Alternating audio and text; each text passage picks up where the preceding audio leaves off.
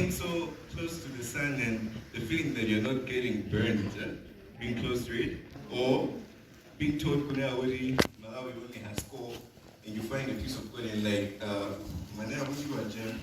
Alright. So the thing is, okay, this girl was so beautiful, so pretty. Plus, I met her in the church.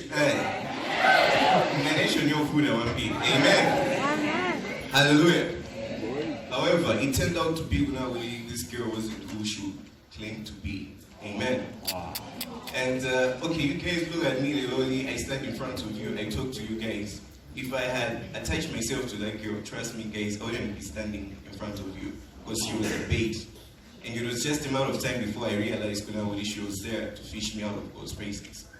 So, in the season where God wants us to rebuild the temple, he wants to come and take pleasure in us and be glorified in us, wanting us to submit ourselves completely to Him. He wants to use us for His glory. In a season where God wants us to encounter Him and move from just encountering Him to living a life we have Him in us. You should be careful and you should know what's the environment in which you're operating in. Amen. Not everybody comes to church for church. So I wrote a piece. John 6 verse 17. Jesus answered them, "Did I not choose you, the 12, and yet one of you is the devil?" The devil is in our midst, ladies and gentlemen.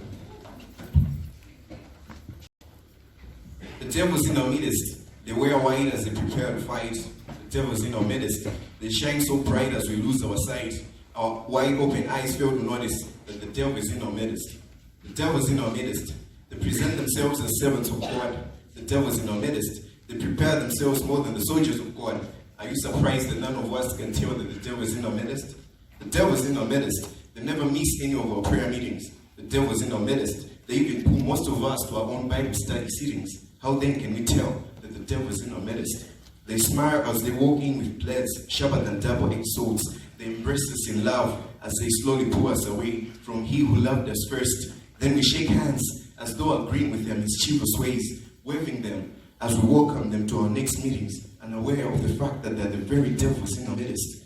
They look like they pray more than most of us as they exercise greater faith than we who believe in Jesus. They seem more mature than the most mature amongst us as they portray immovable faith just as the God-man Christ Jesus. They know we don't know that they're the devils in our midst. They lead our committees in the worship services. They are more committed and they generously offer their services. We always run to them when we need counsel and we propose their names when we need counselors. We all voted for them even though they are the very devils in our midst.